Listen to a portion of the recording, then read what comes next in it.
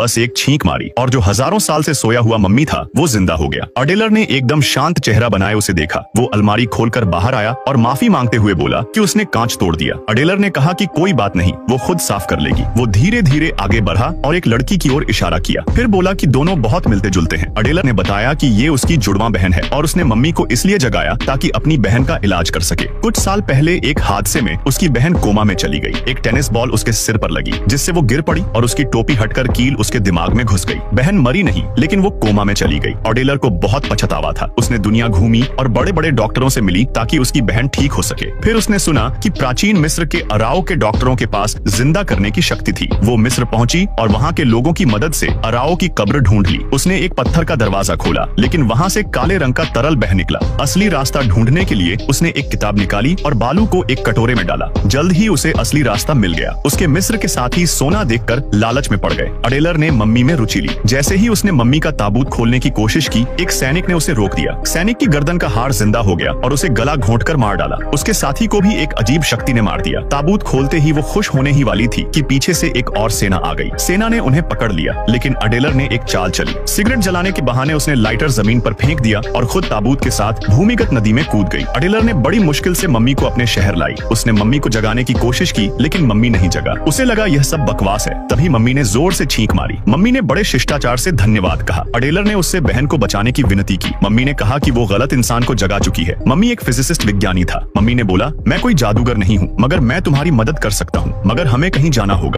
Mummy के जिंदा होने के कुछ मिनट पहले लाइफ साइंसेस के एक डॉक्टर जिन्होंने आत्मा के रहस्यों को समझ लिया था, एक साइकिक पावर की मदद से मम्मी को जिंदा कर रहे थे। वो मम्मी से संपर्क स्थापित करने में सफल हुए लेकिन आखिरी स्टेप के दौरान एक ज्यादा साइकिक पावर इस्तेमाल करने की वजह से उनकी मौत हो गई। अडेलर इतनी परेशान थी कि उसे लगा प्रोजेक्ट फेल हो गया। उसने डॉक्टर को गले लगाया और रोते हुए कहा कि भले ही वो अडेलर की बहन को बचा नहीं पाए लेकिन उसे महसूस हुआ कि डॉक्टर की एनर्जी इतनी स्ट्रांग थी कि जब वो मंत्र पढ़ रहे थे तो ऐसा लगा जैसे आसपास के सारे मरे हुए लोग जिंदा हो गए। मम्मी के जिंदा होने के बाद अडेलर को तुरंत फिर से उम्मीद मिल गई। उसे पता चला कि फिरौन की मम्मी भी नेशनल एग्जीबिशन में है तो उसके डॉक्टर भी वहीं होंगे। वो तुरंत एनर्जी से भर गई और तुरंत निकलने का फैसला किया। इस पल सूट पहना मम्मी एक मोटे आदमी से रास्ता पूछ रहा था जिससे मोटा आदमी बेहोश हो गया और अडेलर भागते हुए मम्मी से कहती है कि किसी से भी ऐसे बात न करें वरना प्रॉब्लम हो जाएगा। मम्मी ने शिकायत की कि वो 5000 साल से कब्र में था और बाहर आकर 5 मिनट तक हंसना चाहता है। फिर वो लोहे के गेट पर पहुंचे और लॉक देखकर रुके। मम्मी ने अपनी उंगली से इशारा किया और ताला खुल गया। फिर वो मम्मीज की एग्जीबिशन हॉल में घुसे और फिर सिक्योरिटी गार्ड्स से मुलाकात हुई। मम्मी ने एक मंत्र पढ़ा और गार्ड्स सो गए। अडेलर से रहा नहीं गया और उसने कहा, तुम लोगों को उठाते नहीं हो लेकिन बेहोश करने में एक्सपर्ट हो। आगे जाकर उन्होंने आखिरकार सोए हुए फिरौन से मुलाकात की। 5000 साल से सोए हुए फिरौन ने अपने ताबूत से उठकर अंगड़ाई ली। मम्मी ने जल्दी से अडेलर का परिचय दिया जिसने सबको जिंदा किया था लेकिन उसे एक मदद चाहिए थी। अडेलर को फिरौन के पर्सनल डॉक्टर को अपनी बहन के इलाज के लिए उधार लेना है। फिरौन खुश नहीं हुआ। उसने बोला, तुमने मुझे इतनी मामूली बात के लिए क्यों जगाया? अडेलर ने फिरौन को अपनी बहन की तकलीफ के बारे में बताया तो वो रोने लगी और मम्मी उसे चुप कराने के लिए आगे बढ़ा। उसने फिरौन की तरफ मिन्नत भरी नजरों से देखा। तब फिरौन ने अपने पर्सनल डॉक्टर को बुलाया। अडेलर ने फिरौन को धन्यवाद कहा। डॉक्टर ने स्थिति का करीब से मुआयना किया और बहन की बीमारी की वजह बताई। उसने जोर देकर कहा कि अगर वो हेडपिन हटा दी गई तो वो मर जाएगी। अडेलर ने गुस्से में डॉक्टर पर हत्या का आरोप लगाया लेकिन मम्मी ने उसे रोक दिया। उसने अडेलर से कहा कि डॉक्टर के काम में दखल ना दे। फिर उन्होंने हजारों साल पुराने गुप्त मरहम को डिस्प्ले केस से निकाला। उसके बाद उन्होंने बहन को एक स्टैंड पर लिटाया। उन्होंने उसकी बहन के घाव पर कई महंगे मसाले डाले। उसके बगल में रखी मम्मी से सफेद कपड़ा निकाला और लड़की को पट्टी बांधी। डॉक्टर का काम होने के बाद अडेलर भागकर अपनी बहन को देखने गई जिसने कुछ बार चीखने के बाद अचानक उठकर बैठ गई। उसने अडेलर को बताया कि उसने टेनिस बॉल बहुत जोर से मारा था। अडेलर ने खुशी से अपनी बहन को गले लगाया।